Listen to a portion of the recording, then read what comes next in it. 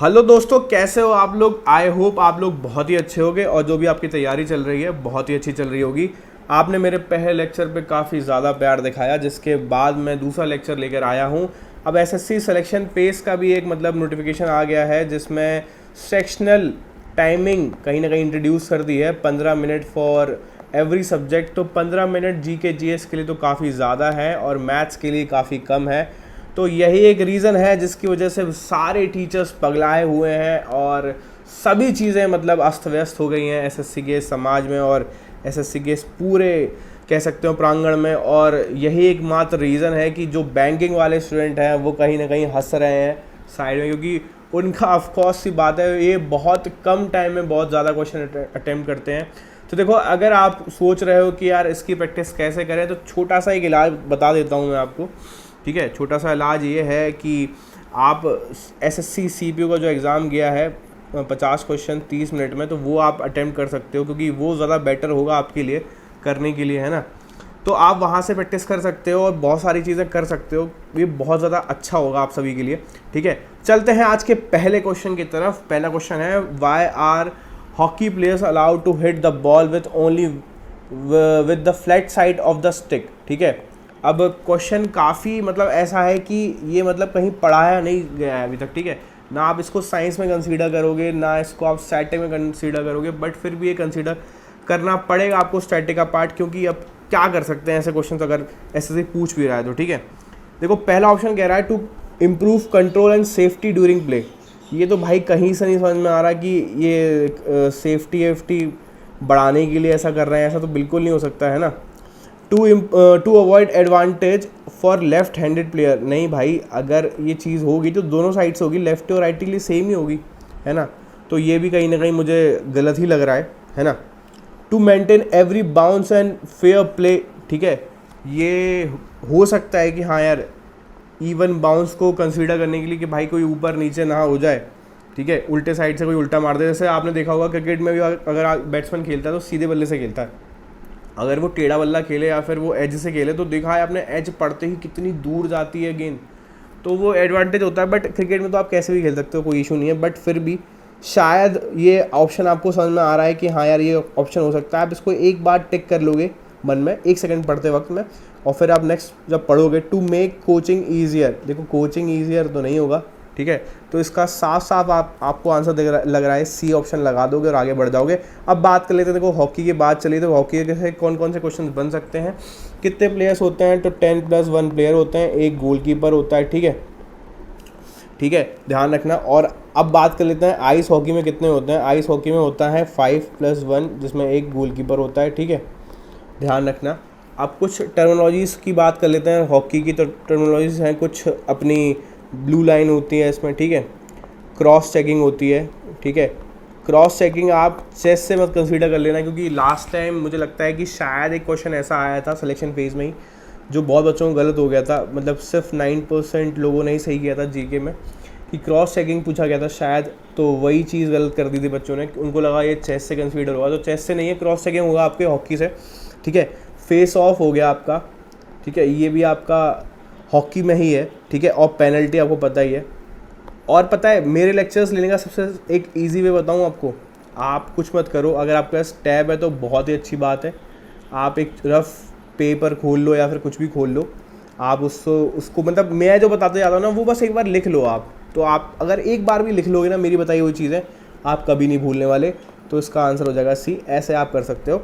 Second question है आज का, in 1960 Rome Olympic Indian sprinter Milkha Singh finished 4th in the men's 400 metre setting in national remain unbeaten till 1984। भाई question आपको याद होगा, मिल्खा सिंह मूवी आपने देखी होगी, वो घुलमिल घुलमिल वाला गाना आता है, तो वही एक ओलंपिक का टाइम था, है ना। तो इस टाइम पे क्या रिकॉर्ड था मिल्खा सिंह जी का, तो ये पूछा गया है। ठीक है, तो इसका आंसर होगा 45.6। ठीक है, बात कर लेते हैं कुछ ओलंपिक्स की। तो ओलंपिक्स देखो यार, फर्स्ट टाइम हुए थे ओलंपिक्स, कब हुए थे, 1896 में हुए थे। कहाँ पे हुए थे, एथेंस में हुए थे। ठीक है, ध्यान रखना। ठीक है, और ओलंपिक का हेडक्वार्टर कहाँ पे है, स्विट्ज़रलैंड में है। ठीक है, स्विट्ज़रलैंड में है। ठीक है, ध्यान रखना। ठीक है, 5 रिंग्स होती हैं, ठीक है। कलर बता देता हूँ रिंग्स का, बताओ। ब्लू, येलो, ब्लैक, फिर ग्रीन होती है, फिर रेड होती है, ठीक है। ये रिंग्स का कलर होता है, ठीक है। इंडिया ने कब पार्टिसिपेट किया था? इंडिया ने किया था पार्टिसिपेट, एक सेकेंड गाइस, हाँ इंडिया ने पार्टिसिपेट किया था, कुछ जल्दी बताओ, जल्दी जल्दी जल्दी। 1920 में किया था, बहुत सही, ठीक है। कहाँ पे हुआ था ये? चलो होमवर्क है आपका कि ये जब पार्टिसिपेट फर्स्ट टाइम किया था 1920 में, तो कहाँ हुआ था मैं बता देता हूँ। ए से स्टार्ट उस कंट्री का नाम और पी पे ख़त्म है, तो बीच का आप भर लेना और कमेंट सेक्शन में लिख जाना कि कहाँ पे है ये, ठीक है। और फर्स्ट टाइम इंडिविजुअल पार्टिसिपेशन किसका था? वो के.डी. यादव का था, ठीक है। नहीं sorry, first time individual participation में मेडल आया था के.डी. यादव का 1952 में, और फर्स्ट टाइम इंडिविजुअल पार्टिसिपेशन था 1948 में, ठीक है। ध्यान रखना इस चीज़ का, कन्फ्यूजन वाली चीज़ है, ठीक है। और 2026 का कहाँ होने वाला ओलंपिक बताओ? समर ओलंपिक्स है क्या विंटर ओलंपिक्स है? हाँ, जल्दी से कमेंट सेक्शन में लिख दो कौन सा ओलंपिक है। चलते हैं नेक्स्ट क्वेश्चन की तरफ। Where is the doctor S P. Mukherjee swimming stadium located? अब देखो यार, ये ऐसा क्वेश्चन है ना कि जब अगर आप इस रीज़न के हो तो ही आप समझ पाओगे, ठीक है। अब ऐसे क्वेश्चन की जगह पूछ ले यार, छत्रसाल स्टेडियम कहाँ पे है जहाँ पे अपना कॉमनवेल्थ हुआ था, कॉमनवेल्थ गेम हुए थे, और कब हुआ था? 2010 में हुआ था। तो देखो नई दिल्ली में है ये एस.पी. मुखर्जी स्विमिंग स्टेडियम, ठीक है। ध्यान रखने वाली चीज़ है, ठीक है। ऐसे क्वेश्चंस आ जाते हैं जिसमें मैं आपको क्या ही समझाऊं उसके बाद, ठीक है। ये तो बस आपके रीजनल चीज़ों के ऊपर है। अगर आप इस स्टेट के आसपास के रहने वाले हो तो ऑफ कोर्स ही बात है, आप इस क्वेश्चन को आराम से मार्क कर दोगे, ठीक है। अगर नहीं तो नहीं कर पाओगे, है ना। What correctly describe the relationship between Sandeep Jauhar's book Heart, the History and the Edgar Award for Best Novel? अब ऐसे क्वेश्चंस ना आपको जैसे नाम भी दिया होता है, नोवेल भी दिया होता है, बट हम आज तक तैयारी क्या कर रहे होते हैं कि बुक और ऑथर, ठीक है। बट इस बार जो हेड इक्विटी ने किया ना, ये बहुत चेंज ही कर दिया कि उन्होंने ना बहुत सारी चीज़ें चेंज कर दी। इन्होंने साफ साफ नाम भी दे रहे हैं और दे रहे हैं कि नोवेल किसने लिखी गई और क्या नोवेल का नाम है, अब बताओ नोवेल के अंदर क्या है, ठीक है। तो ऐसे क्वेश्चंस काफ़ी ज़्यादा डिफ़िकल्ट हो जाते हैं, ठीक है। तो ये क्वेश्चंस अगर आपको फंसते हैं ऐसे, तो आपको कुछ नहीं करना है, बस आगे बढ़ जाना है बिना कुछ टच किए, क्योंकि अगर आपने पढ़ी नहीं है किताब तो ऑफकोर्स सी बात है आप मार्क नहीं कर सकते हो। और ऐसे क्वेश्चंस पे रिस्क मत लेना। फिर भी एक बार आप क्वेश्चंस के जो ऑप्शन है वो पढ़ लेना। It was short listed for the award for combining medicine and mystery. भाई कुछ मतलब ऐसा क्वेश्चन है ना ये कि अगर आपने बिल्कुल ही नहीं पढ़ा तो बिल्कुल समझ में नहीं आएगा। तो मैं तो बस ये कहूँगा स्किप करते हैं, बट इसका राइट आंसर है ये डी, ठीक है। चलते हैं आगे। ऐसे क्वेश्चन को आपको स्किप करना है, ठीक है। अगर आपको बताने बैठ जाऊँ, समझाने बैठ जाऊँ तो शायद आप समझ तो जाओगे, लेकिन आप क्वेश्चन नहीं अटेम्प्ट कर सकते ऐसे। तो क्या नहीं पढ़ना है और क्या छोड़ना है एग्जाम में, ये दोनों चीज़ पता होनी चाहिए आपको।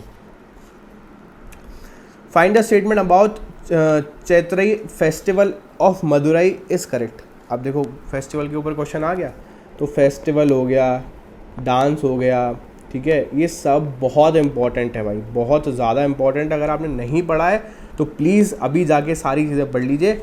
देखिए इसका आंसर तो साफ साफ आपको पता होना चाहिए। देखो मदुरई मतलब कहाँ पे है? चेन्नई कहाँ पे? तमिलनाडु, ठीक है। तो तमिलनाडु के कुछ प्रमुख त्यौहार हम कर लेते हैं।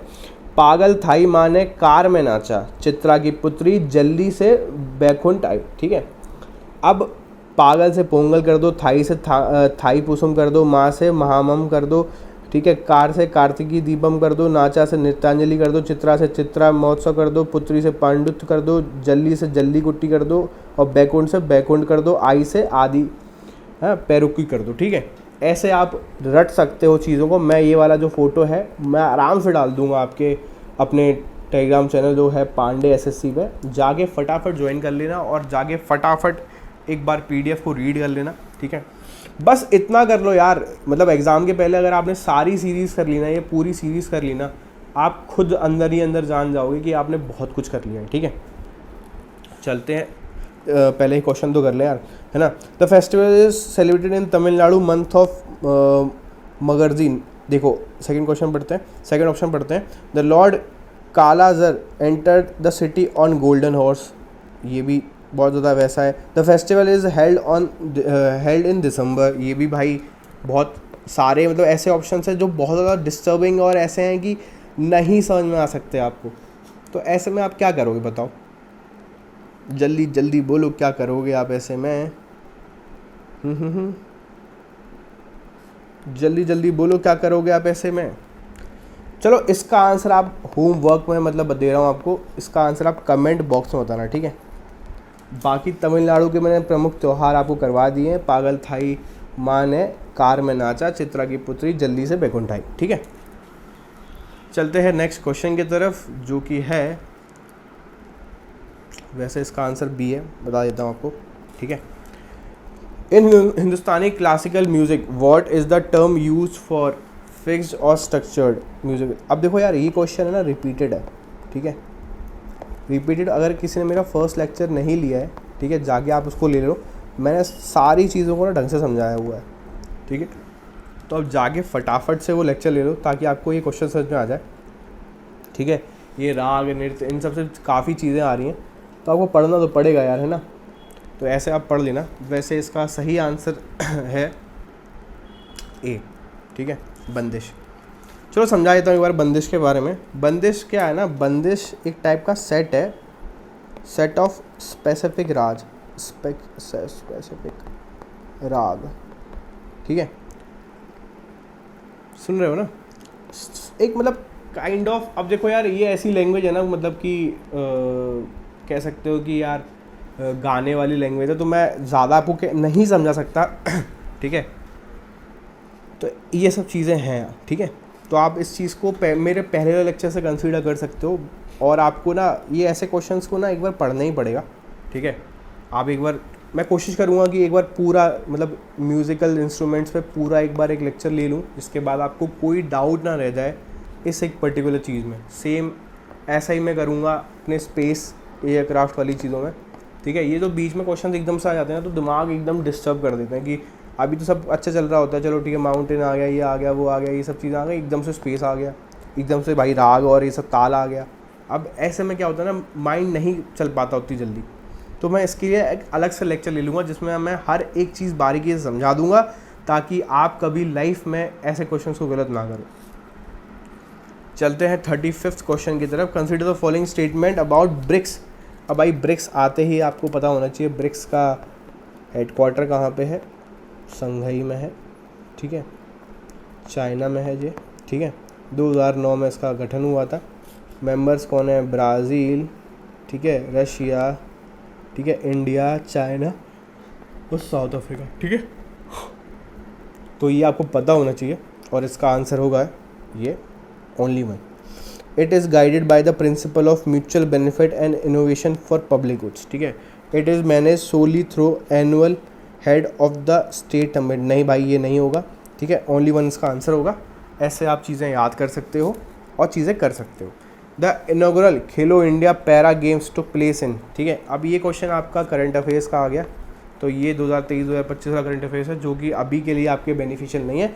बट हाँ, खेलो इंडिया मतलब आपको करके जाना है, खेलो इंडिया से आपके क्वेश्चंस बन रहे हैं, तो इस टाइप के लिए मैंने इसलिए इस क्वेश्चन को यहाँ पे डाला है, ताकि आपको समझ में आ सके कि पैरा ओलंपिक पैरा गेम्स ये सबसे पता होना चाहिए आपको, ठीक है। चलते हैं नेक्स्ट क्वेश्चन की तरफ। Read the following statement and choose the correct option. Assertion दे रहा है last man in tower explores the moral and ethical conflict face by resident amid rapid urban development for real estate pressure in Mumbai and the novel focus on the historical evolution of Mumbai's architecture and its colonial past। भाई इस question का ना मतलब यहाँ क्या कर रहा है सेटिंग में, ये कोई बता नहीं सकता। तो इस टाइप के क्वेश्चंस भी आपके आते हैं, ठीक है, ध्यान रखना इस चीज़ का। मैं इसलिए लेकर आया हूँ ऐसे क्वेश्चंस कि आपको समझ में आ सके एक्चुअली ये क्वेश्चन यहाँ पे कर क्या रहे हैं, ठीक है। कई बार आप नहीं कंसीडर कर पाते हो कि ऐसे क्वेश्चंस को हम इसका जवाब क्या दें, ठीक है। तो ऐसे में आपको कुछ नहीं करना है, सिर्फ एक बार ढंग से रीड करना है क्वेश्चन क्या कह रहा है, उसके बाद आप आराम से दे पाओगे इसका आंसर, ठीक है। कह रहा है कि last man in tower explores the moral and ethical conflict face by resident amid rapid urban development and real estate pressure in Mumbai. ठीक है भाई, ये सही लग रहा है। The novel focus on historical evolution of Mumbai's architecture and it's colonial past.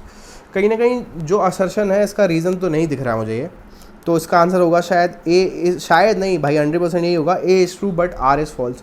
ठीक है, तो हो सकता है आपको ये क्वेश्चन समझ में नहीं आया हो, तो ऐसे क्वेश्चंस को आपको स्किप कर देना है। ठीक है, अगर आपको नहीं समझ में आया तो ऑफकोर्स ये बात आपको स्किप करना है, अपना दिमाग नहीं चलाना इस पर, ये आपके क्वेश्चंस नंबर काट लेंगे और कुछ नहीं बचेगा आपके पास। ठीक है, what is the main purpose of NVS. मैंने आपको बताया ना कि एक बार पूरी रॉकेट वाली चीज़ें, स्पेस, एयरक्राफ्ट, सारी चीज़ों की मैं अलग से क्लास ले लूँगा, जहाँ पे मैं हर एक चीज़ ढंग से समझा दूँगा आपको, ताकि आपको रॉकेट ये सब चीज़ों से कभी दिक्कत आए ही नहीं। ठीक है, read the following statement and choose correct option. Assertion Rashtriya Vigyan Puraskar is national level civilian award recognize achievement in science. Reason it is presented by the ministry of culture. ठीक है, अब ये क्वेश्चन काफ़ी अच्छा है, जिसका आंसर होगा A is true R is false. देखो, राष्ट्रीय विज्ञान पुरस्कार अपना प्रेसिडेंट देता है, गवर्नमेंट ऑफ इंडिया देती है, ध्यान रखना इस चीज़ का। ठीक है, फील्ड ऑफ साइंस, ठीक है, फील्ड ऑफ साइंस, ठीक है, ठीक है, और क्या बोलते हैं, फील्ड ऑफ साइंस, टेक, ठीक है, इनोवेशन, ये सब चीज़ों में दिया जाता है। और फर्स्ट टाइम ये दिया गया था 2024 में, जनवरी के महीने में। ठीक है, और ये राष्ट्रपति भवन में दिया जाता है, राष्ट्रपति भवन में दिया जाता है न्यू दिल्ली में। ठीक है, ध्यान रखना इस चीज़ का। इसके फर्स्ट रेसिपिएंट हैं प्रोफेसर गोविंद राजन।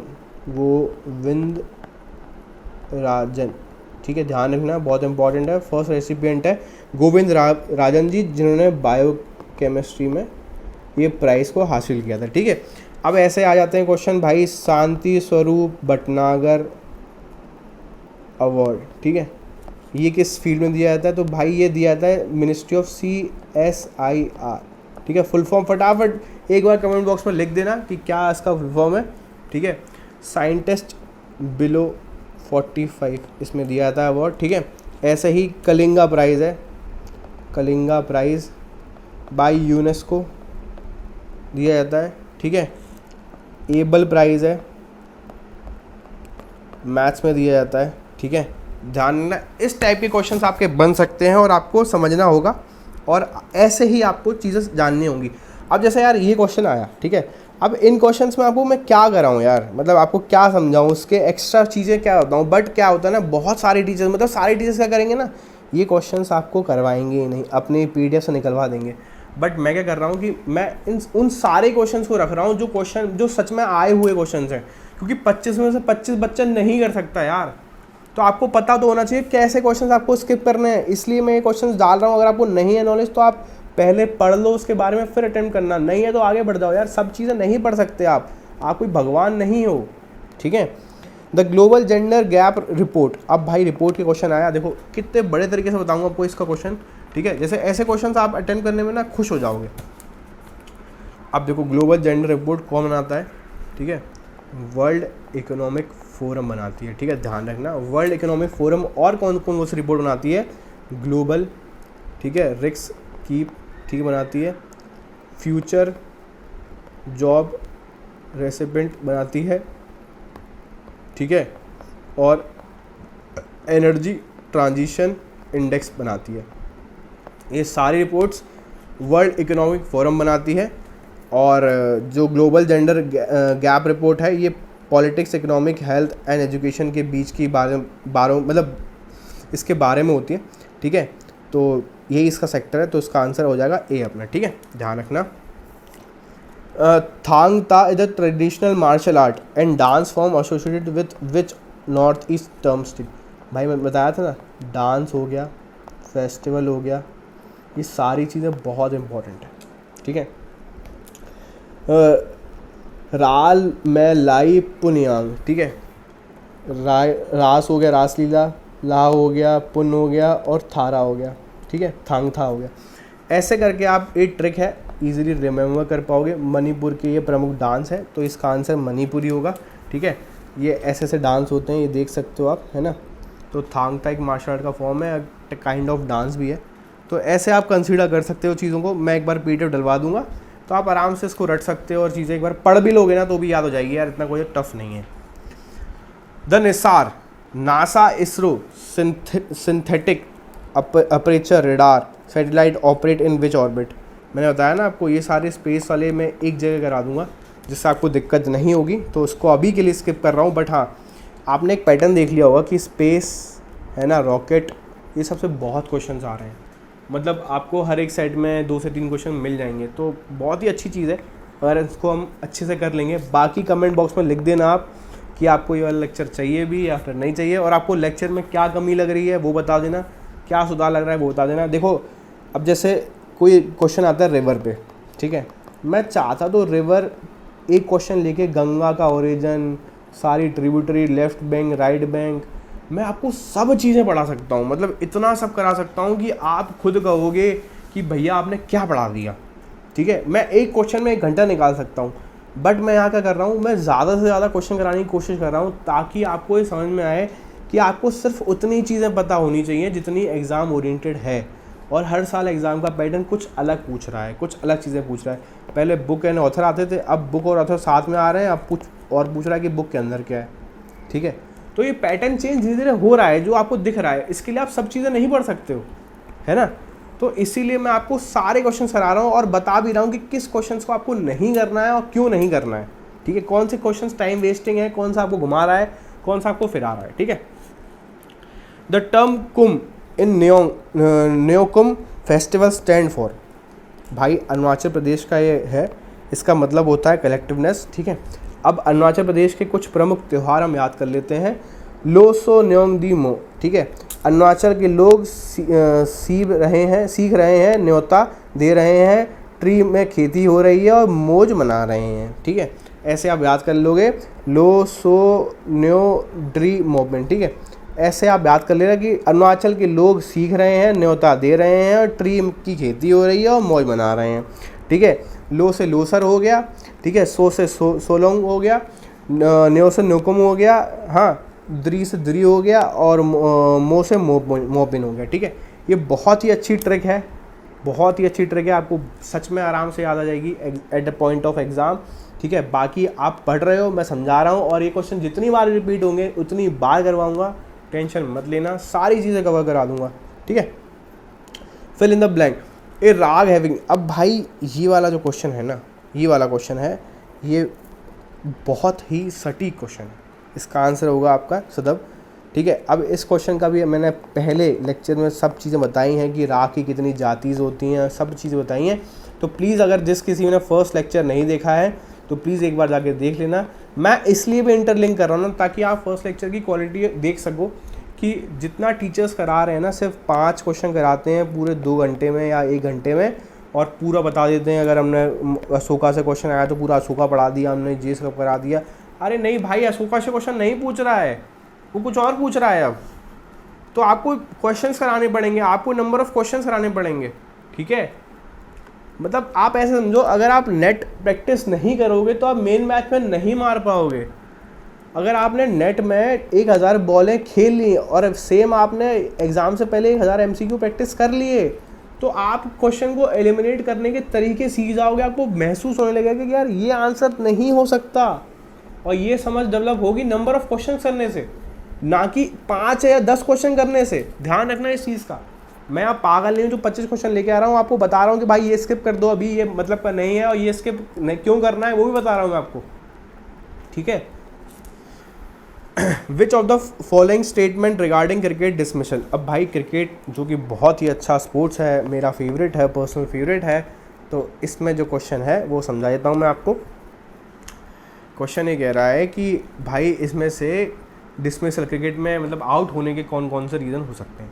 रिटायर्ड आउट होने पे भाई नहीं, अब भी IPL में देख रहे हो, रोहित शर्मा, बहुत लोग रिटायर्ड, समीर रिजवी, ये सब तो बहुत लोग कर रहे हैं, रिटायर्ड हो जाते हैं, और फिर बाद में डेविड मिलर रिटायर्ड होके वापस आ गए थे मैच खेलने। तो ये रिटायर्ड, ऋषभ पंत अभी रिसेंटली रिटायर्ड होने का मतलब ये नहीं होता कि आउट हो जाता है आदमी, डिसमिसल हो जाता है, ये नहीं होता, बाद में आके खेल सकता है। ये इंजरी की वजह से होता है, फिर मतलब इंजरी कह लो या फिर हैमस्ट्रिंग खिंच गई हो किसी की, तो आदमी हो सकता है।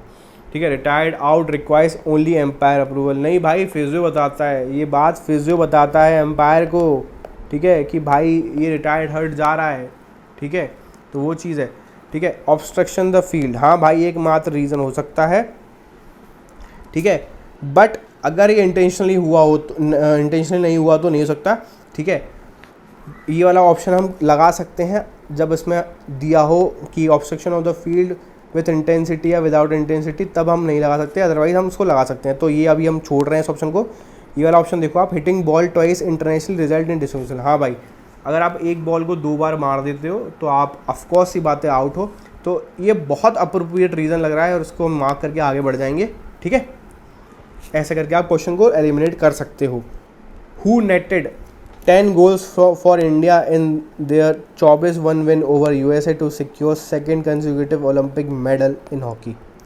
बहुत ही अच्छा क्वेश्चन है भाई, पता होना चाहिए आपको। ध्यानचंद के बेटे थे भाई थे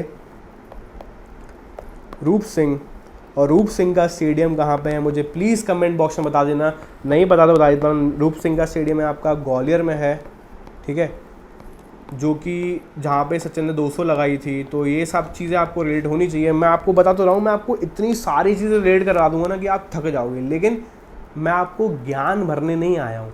मेरा बस मकसद सिर्फ ये है, आप नंबर ऑफ़ क्वेश्चन प्रैक्टिस करो, ताकि अगर आप 1000 आप बॉल खेल लोगे ना नेट्स में, तो आपकी मसल मेमोरी डेवलप हो जाएगी। आपको मालूम हो जाएगा कि मुझे कब बॉल सीधे बल्ले से खेलनी है, कब मुझे थर्ड मैन के ऊपर खेलना है, कब मुझे फाइन लेग खेलना है, कब मुझे कवर्स के ऊपर उठा के 6 मारना है।